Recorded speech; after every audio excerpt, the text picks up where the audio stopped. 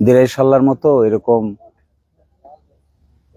একটা অবহেলিত জায়গারে ঠিকঠাক করা কিন্তু অনেক কঠিন কাজ, অনেক কঠিন কাজ। বক্তৃতা দিয়া খালি গরম করলে তো লাভ হবে না, it is very difficult job. এবং এটা এতই কষ্টকর কাজ যে করবে তার জীবনের 12টা বাজে যাবে। এটা সহজ হবে না, এটা সহজ হবে না। কারণ নাই নাই নাই নাই বললে অনেক তালিকা হবে, এটা নাই, এটা নাই, ওইটা নাই, সেটা নাই, এটা নাই, কাগজ কলম ফুরাই যাবে, তালিকা শেষ হবে না, কাজ করবে না। এটা ডিফিকাল্ট, এটা কাজটা কঠিন, কিন্তু যে কারো জন্যই কঠিন।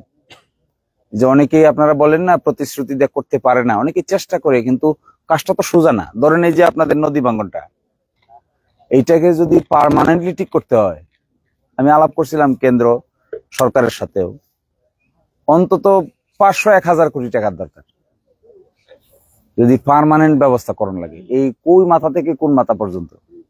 এবং ওই দিন গিয়ে দেখলাম তো গ্রাম সাল্লা কুশিয়ারা নদী এসে ভাঙ্গিয়া ভাঙ্গিয়া ভাঙ্গিয়া ভাঙ্গিয়ে নিয়ে যেতেছে সাইডে দেয়া, আর 4-5টা বাড়ি তো চোখের সামনে গেল গা। তো এইগুলো তো আসলে বড় ব্যাপার, কিন্তু মানুষের যে কষ্ট, বাড়ি ঘর থেকে উচ্ছেদ হয়ে যাওয়ার চাইতে কষ্ট তো আর জীবনে কিছু নাই। এত কষ্ট করে একটা ঘর বানায়, এটার অত যত্ন করে, একটু উড়ান বানায়, দুইটা এই করে সেই করে, এটা চোখের সামনে যাইতেছে গা। এসছে কষ্ট আর কি থাকে মানুষের জীবনে? মসজিদ মাদ্রাসা বন্ধ যাইতেছে গা, মন্দিরও যাইব, কে কারে ফিরাইব, সব এনঅফসি ভাব। ফলে এগুলো অনেক কষ্টের কাজ, কিন্তু অনেক কষ্ট। আমরা তো আসলে যত না বেশি বক্তৃতা দিতে পছন্দ করি, এই পরিমাণ যদি কাজ করতে পছন্দ করতাম, তাহলে কিছু না কিছু তো সমাধান ইতিমধ্যে হইতো। কিন্তু বক্তৃতাটা বেশি দিলে যেটা হয়, এটা অসুবিধা।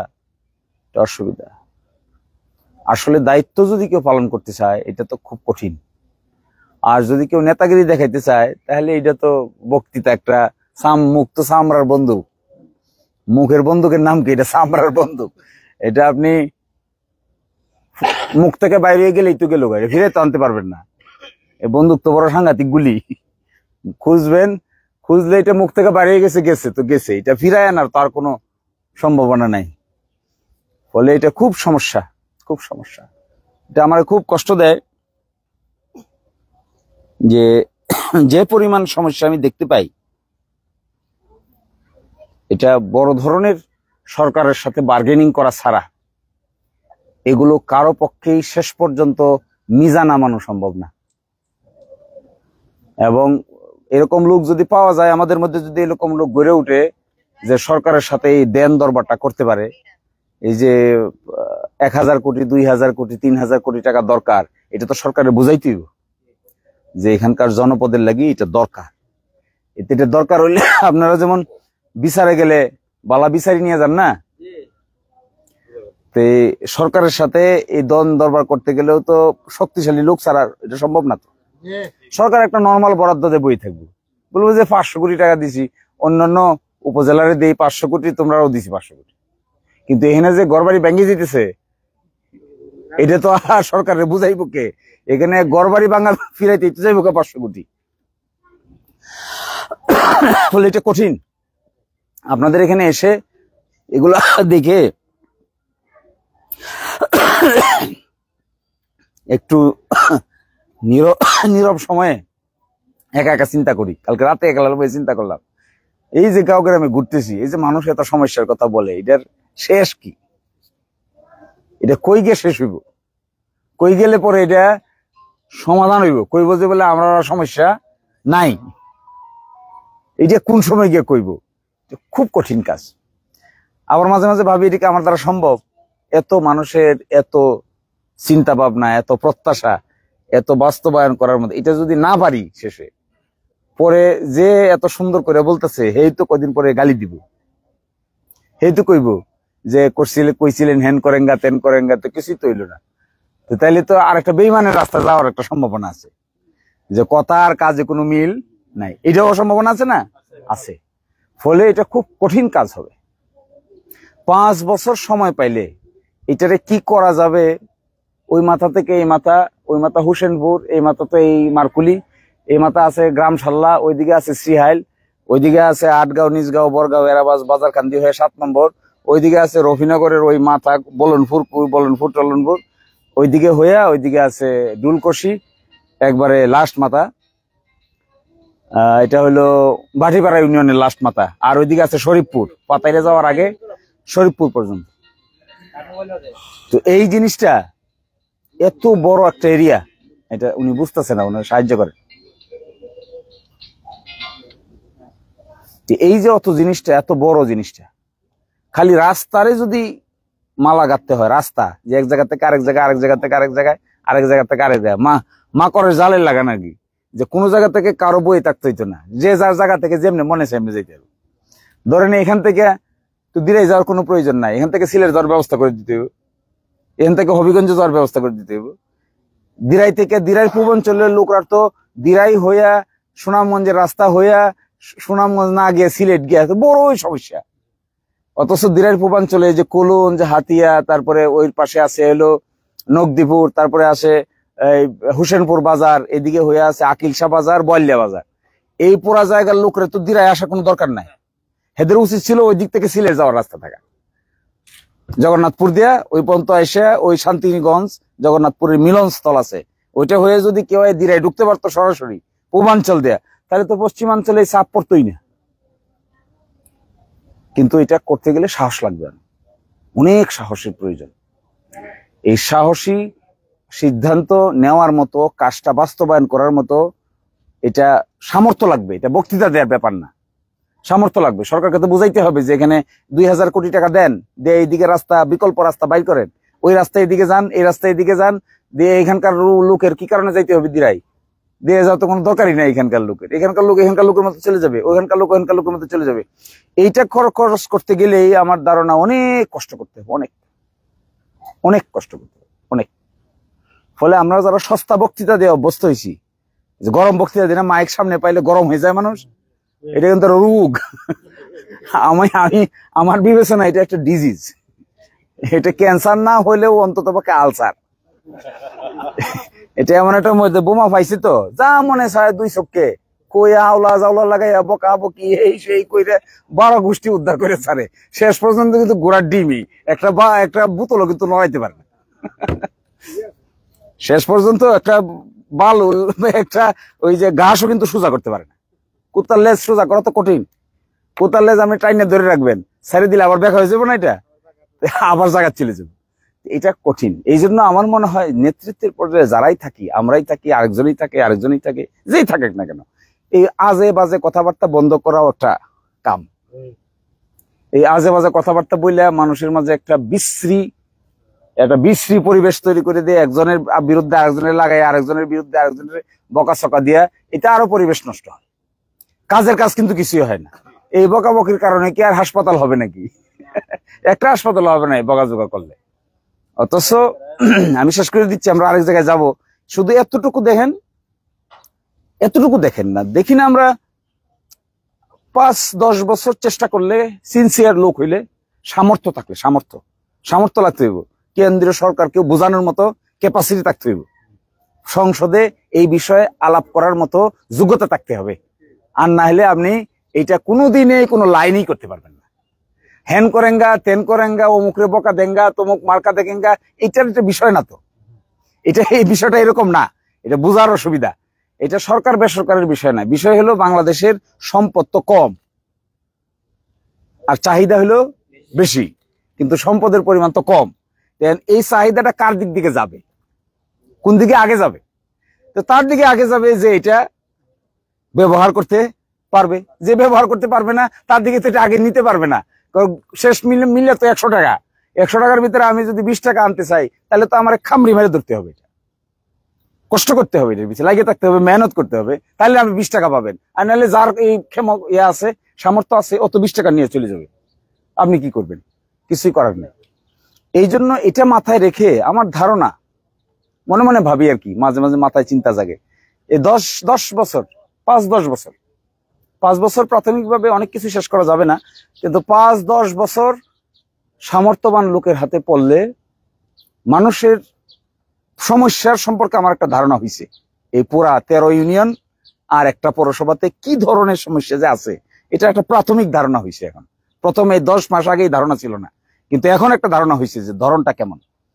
এই 10 বছর 5 বছর চেষ্টা করলে মোটা দাগের সমস্যা যেগুলো আছে, বড় দাগের, মোটা দাগের, হয়তো সবার কবরস্থান হবে না, হয়তো সবার বাড়ির পাশ দিয়ে রাস্তা হবে না, হয়তো সবার বাড়ির পাশে মসজিদ ঠিক হবে না, হয়তো সবার মসজিদে মন্দিরের উপরে ছাদ হবে না, কিন্তু মোটা দাগে চাহিদা যা আছে, রাস্তাঘাট, মোটা দাগে চাহিদা আছে এরকম ভাঙন ঠেকানো, মোটা দাগে চাহিদা যা আছে হাসপাতাল, মোটা দাগে চাহিদা যা আছে বেকারদের যুবকদের চাকরি, মোটা দাগে চাহিদা যা আছে এখানে সুস্থ সবল পরিবেশ বিল্ড আপ করা, এটা যদি 5-10 বছর সময় পাওয়া যায়, আমার ধারণা 5-10 বছর সময় সামর্থ্যবান লোকের হাতে পড়লে বড় সমস্যাগুলোর সমাধান করে ফেলা সম্ভব।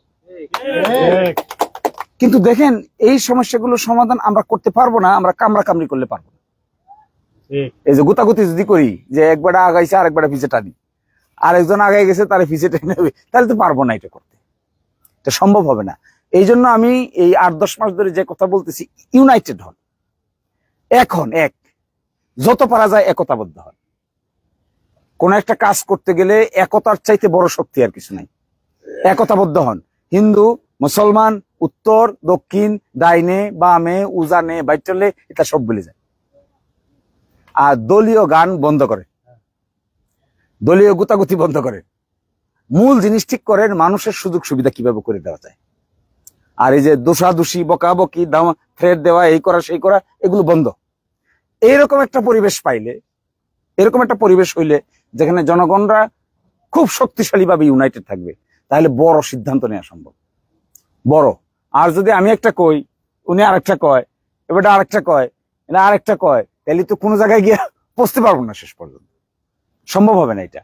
তো আপনাদের প্রতি আমার অনুরোধ, আপনারা এই অঞ্চলের মানুষ যারা আছে, আমাদের লাস্ট সীমানা তো এখানে মার্কুলি, হ্যাঁ টুকেরগাঁও মার্কুলি তো এই পার,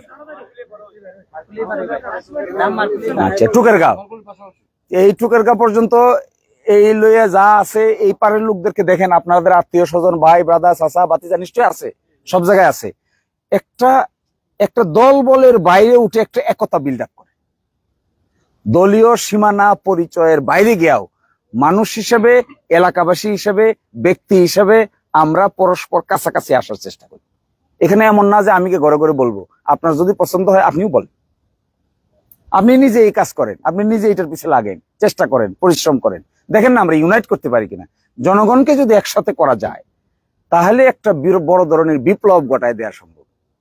আমি কিন্তু এখানে কোনো দলবাজি করার জন্য আসি নাই, আমি আসছি, আমার একটা মনের ভিতরে আকাঙ্ক্ষা কাজ করে যে একবার দুইবার এই জনগণের জন্য কিছু করতে পারলে, আমি তো ঢাকা থেকে দাঁড়াইতে পারতাম, আমাকে বললেই ঢাকায় সিট দিবে, আমাকে বললে চট্টগ্রামে সিট দিবে, কিন্তু আমি সারা জীবনে উকালতি জিন্দিগিতে সবচেয়ে কঠিন কেস নিতাম।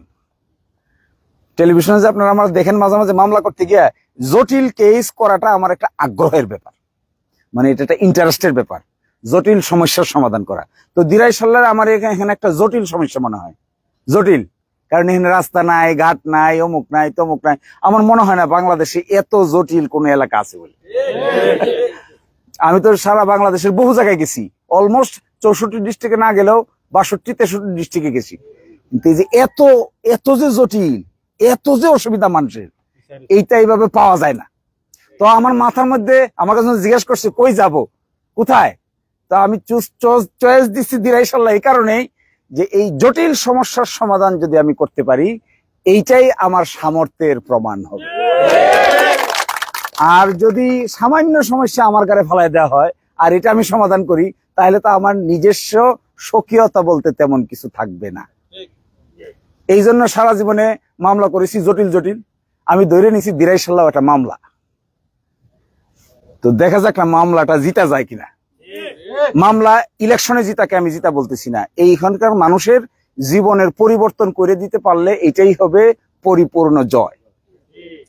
আর এই একটা ইলেকশন করবেন না করবেন, ইলেকশন না করেও তো বহু কিছু করা যায় না, বহু লোক ইলেকশনের বাইরে গিয়েও বহু কিছু করা যায়। ফলে এই জায়গাটাতেই আমার সাথে আপনাদের এই এতটুকু ইন্টারেস্ট, শুধু এতটুকু আগ্রহ, কিন্তু আমার আগ্রহের জায়গাটা এইটাই যে যদি আমি এই অজপাড়াগার মানুষের সমস্যার সমাধান করতে পারি শেষ পর্যন্ত, তাহলে সারা বাংলাদেশে এটা একটা উদাহরণ হিসেবে থেকে যাবে। আর যদি এটা করতে না পারি, সামান্য জিনিসের সমাধান করার জন্য আমি গাঁও গ্রামে ঘুরে বেড়াই, তাহলে আমি এখানে থাকা আর না থাকার মধ্যে কোনো পার্থক্য নাই। এইতটুকু আমার বক্তব্য। আমি যদি ডিল করতে হয় তাহলে আমি সবচাইতে জটিলটা ডিল করতে চাই। সমাধান যদি করতে হয় সবচাইতে কঠিন কাজের সমাধান বের করতে চাই।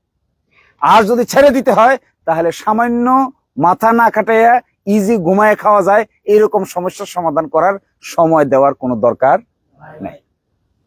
তো এই বিবেচনায় দিরাইশাল্লাহ এরকম একটা জটিল জায়গা, জটিল প্লেস। এই জটিল প্লেসে আপনাদের সঙ্গে উঠা বসা করে আমি এক ধরনের আনন্দও পাই, মজাও পাই। পিকনিকের মতো লাগে আমার কাছে। এক গ্রাম থেকে আরেক গ্রামে, আরেক গ্রাম থেকে আরেক গ্রামে গেলে মনে হয় যেন একটা পিকনিকে বেরিয়েছে।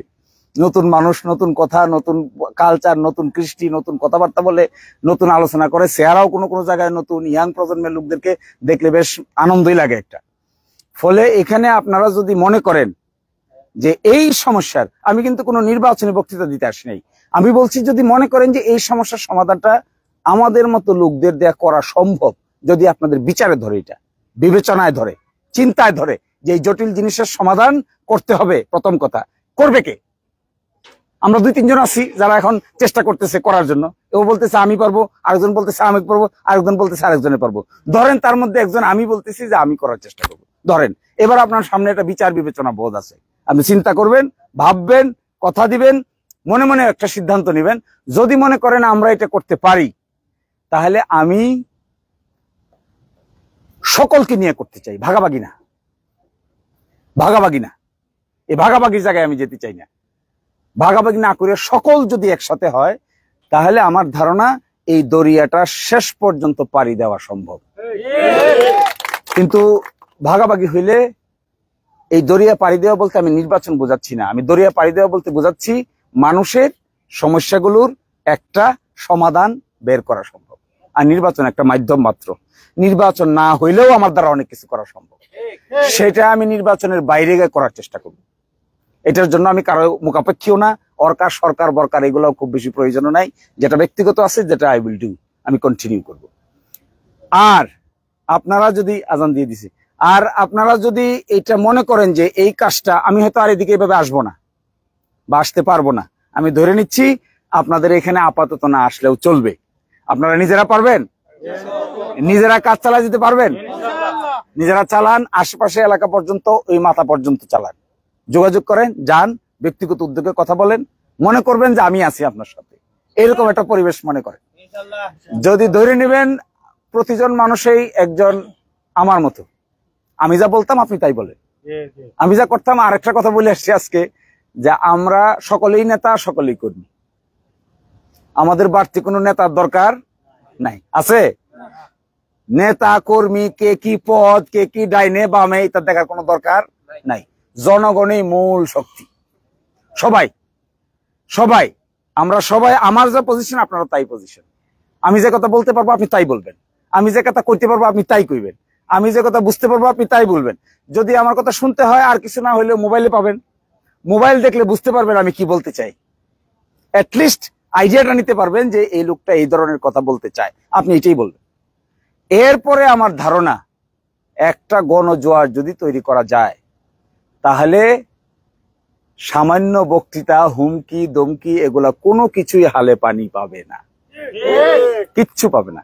জনগণের শক্তি এমন এক শক্তি, এখানে হুমকি ধামকি, মারা মারি, কাটা কাটি, হেন করেঙ্গা তেন করেঙ্গা, কোনো কিছু শেষ পর্যন্ত টিকে কিচ্ছু ঠিকে না। এটার নাম জনগণ, এইটার নাম জনগণ। আমি এই জনগণকে জাগানোর জন্য এখানে আসি। জনগণ জাগলে এই সামান্য বক্তৃতা বিবৃতিতে কাজ হবে না। আর জনগণ না জাগলে আমি সারাদিন আলোচনা করলেও কিছু করতে পারবো না। কথাটা এতটুকুই, আর বাকিটা পরে দেখা হবে। আশা করা যায় আপনারা আর আমরা একই সাথে আগামী 5-6 মাস চেষ্টা করব। এরপরে আমাদের এই অবহেলিত জায়গারে আমরা নিজের বাড়ির ড্রয়িং রুমের মতো সাজানোর চেষ্টা করব। ভালো থাকবেন।